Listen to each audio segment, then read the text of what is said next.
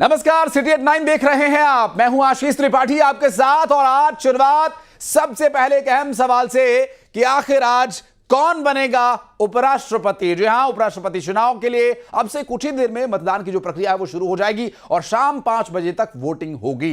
आपको बता दें कि 6 बजे वोटों की गिनती होगी। उपराष्ट्रपति चुनाव को लेकर पूरी तैयारियां हो चुकी हैं और हम भी तैयार हैं। इस पूरी खबर पर नजर बनाए हुए हैं, पल पल की अपडेट्स न्यूज़ 18 आप तक पहुंचाता रहेगा। एनडीए ने सीपी राधाकृष्णन को उम्मीदवार बनाया है और जबकि जो विपक्ष के उम्मीदवार हैं वो retired justice B Sudarshan Reddy मैदान में है। और आपको बता दें कि बीजेडी, बीआरएस और शिरोमणि अकाली दल ने इस चुनाव में वोट नहीं डालने का फैसला किया है। बीआरएस और बीजेडी का अपना मसला है। शिरोमणि अकाली दल का कहना है कि पंजाब में बाढ़ आई हुई है, इसलिए हम वोट से दूरी बना रहे हैं क्योंकि हम यहां पर बचाव कार्यों में लगे हुए लोगों की मदद कर रहे हैं। आपको बता दें कि शिरोमणि अकाली दल के नेता और बठिंडा से सांसद हरसिमरत कौर बादल एकमात्र लोकसभा सांसद हैं और इन सभी के वोट का हिस्सा न होने की वजह से जो आंकड़े हैं वो बेहद दिलचस्प हो गए हैं। आंकड़ों के लिहाज से अगर बात करें तो चुनाव में एनडीए का पलड़ा भारी है।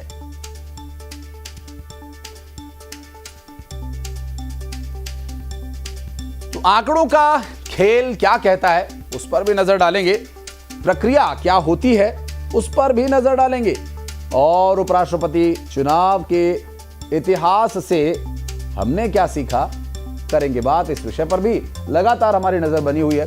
वोटिंग की प्रक्रिया शुरू होने में कुछ समय रह गया है और आपको बता दें कि लगभग सभी जो तैयारियां हैं वो मुकम्मल कर ली गई हैं और अब चूंकि चुनाव आयोग के नेतृत्व में ये पूरा चुनाव प्रक्रिया होती है और राजनीतिक दलों के लिए क्या डर, जो दो अभी आप देख रहे होंगे कि एनडीए और दूसरा आईएनडीआईए, तो दोनों के लिए इस वक्त क्या सबसे बड़ी चुनौती, इन सभी विषयों पर भी बात करेंगे।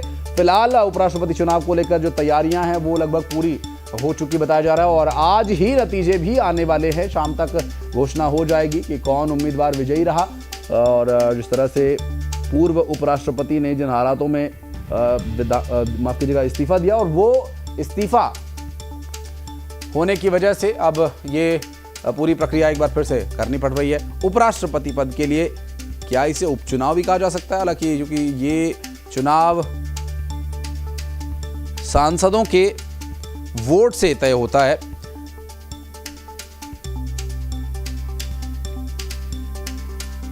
तो वे ही इसके मतदाता भी कहे जा सकते हैं।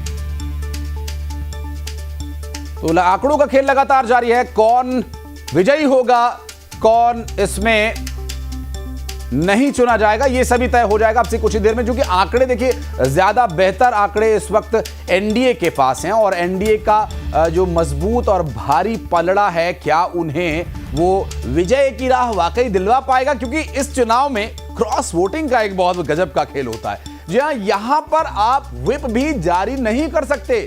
पार्टियों को, राजनीतिक दलों को, गठबंधन को व्हिप जारी करने का भी कोई संवैधानिक अधिकार नहीं होता। और लोकसभा जो 542 सांसदों की सभा है, इस सदन में जहां 542 सांसद हैं जिसमें से 234 आईएनडीआईए के हैं, 15 अन्य के, जबकि 293 अकेले एनडीए के पास सांसद मौजूद हैं। और इस लोकसभा के इस सदन 542 सांसद हैं जो सदस्य हैं, वो ये 293 वोटर्स, आप ये समझिए कि पहले से पता है कि लगभग अगर क्रॉस वोटिंग नहीं होती है किन्हीं भी हालातों में तो 293 वोट्स तो है ही। अब कितने वोट चाहिए वो भी आपको बताएंगे। अब ये देखिए, हम ऊपरी सदन की ओर बढ़ते हैं। राज्यसभा में 239 सांसदों में से 77 आईएनडीए के पास हैं, 30 अन्य हैं, जबकि 132 एनडीए के यहां सदस्य हैं। तो 293 और 132 को जोड़ लीजिए, ये आंकड़ा एनडीए के पास है, जो कि बहुमत के आवश्यक 349 का जो आंकड़ा है वो लगभग छू रहा है। तो ये जो आंकड़े का गणित है, इस गणित में जो बहुमत की संख्या वो 391 रहेगी। तो जीत का जो लगभग जो पैमाना है वो दिखा रहा है, इशारा कर रहा है सीपी राधाकृष्णन की ओर और सीपी राधाकृष्णन विजयी हो सकते हैं, इसकी संभावना है। देखिए, क्रॉस वोटिंग का खेल क्या रहेगा, कैसे रहेगा, इस पर भी हम बातचीत करेंगे। उसके बाद बेहतर तरीके से आप इसे और समझ पाएंगे। लेकिन जो इस वक्त आंकड़े हैं वो हम आपको दिखा रहे हैं।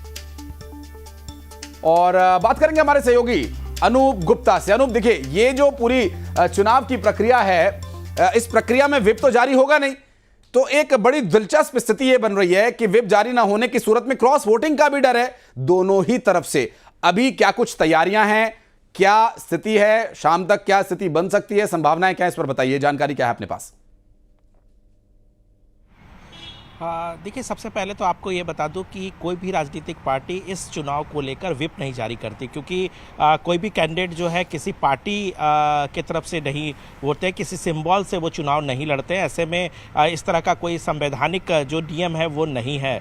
दूसरी तरफ आपको बता दूं कि जिस बात का जिक्र आप कर रहे थे, सीपी राधाकृष्णन बहुत आसानी से चुनाव जीत जाएंगे, क्योंकि अंक गणित के मुताबिक तकरीबन 425 सीट वोट से ज़्यादा जो है वो एनडीए के पास संख्या बल है। ऐसे में बहुत ज़्यादा दिक्कतों का सामना नहीं करना पड़ेगा। और जहां तक अगर बात इंडिया ब्लॉक की करें तो इंडिया ब्लॉक के पास 325 से ज़्यादा का आंकड़ा नहीं दिखता है, जो अभी तक का जो समीकरण है। इसका मतलब ये है कि तकरीबन 100 वोट के अंतर से चुनाव जीतना एकदम कह सकते हैं कि स्पष्ट दिखता है। लेकिन सबसे बड़ी चुनौती जो एनडीए और बीजेपी के लिए है, जिस तरीके से 2017 और 2022 में, यानी 2017 में जिस तरह से वेंकैया नायडू ने एक बड़े मार्जिन से जीत दर्ज कराई थी, उसके बाद जिस तरह से जगदीप धनखड़ 2022 में एक बड़ी जीत, एक रिकॉर्ड जीत कह सकते हैं, 350 के तकरीबन अंतर से जो है वो चुनाव जीते थे, तो वो जीत इस बार नहीं दिख रहा है। और बीजेपी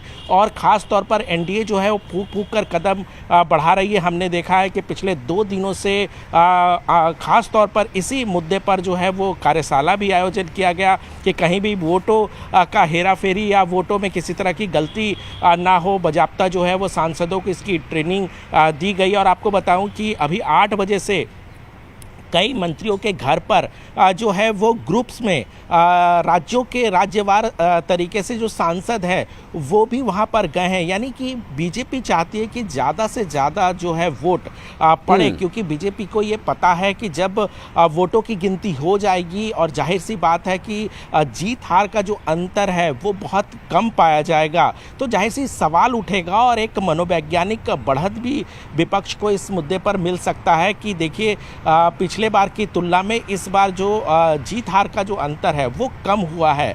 हालांकि अभी देखने वाली बात होगी कि जिस तरीके से बीजेपी ने एक साउथ इंडिया के एक बड़े नेता को उम्मीदवार बनाया है, तो क्या तमिलनाडु के जो नेता हैं वो क्रॉस वोटिंग करके ज़्यादा मत देते हैं, या महाराष्ट्र के कुछ जो पार्टियां हैं, क्योंकि वो महाराष्ट्र के राज्यपाल भी रहे थे, तो ऐसे में ये देखने वाली बात होगी कि कितना आंकड़ा जो एनडीए का आंकड़ा है वो बढ़ता है। ये सारी चीज़ें देखने वाली बात होगी। स्वाभाविक है अनूप, एक और बात आपसे जो महत्वपूर्ण हो जाती है इस वक्त, हमने शुरू में इसका जिक्र भी किया था कि व्हिप तो है नहीं पार्टियों के पास, क्रॉस वोटिंग का डर है, और कुछ पार्टीज, कुछ जो दल हैं वो इस वोटिंग में हिस्सा नहीं ले रहे। कितना प्रभाव पड़ता है वोटिंग में हिस्सा नहीं ले रहे जो दल हैं, एक 7 और एक 4 और एक जो शिरोमणि अकाली दल है उसका एक, और कुछ एक और जो सदस्य हैं वो जो इंडिविजुअल जीत कर आए हैं या जो मनोनीत सदस्य हैं, अगर उनको छोड़ दिया जाए तो हरसिमरत कौर बादल एकमात्र शिरोमणि अकाली दल के वो सांसद हैं।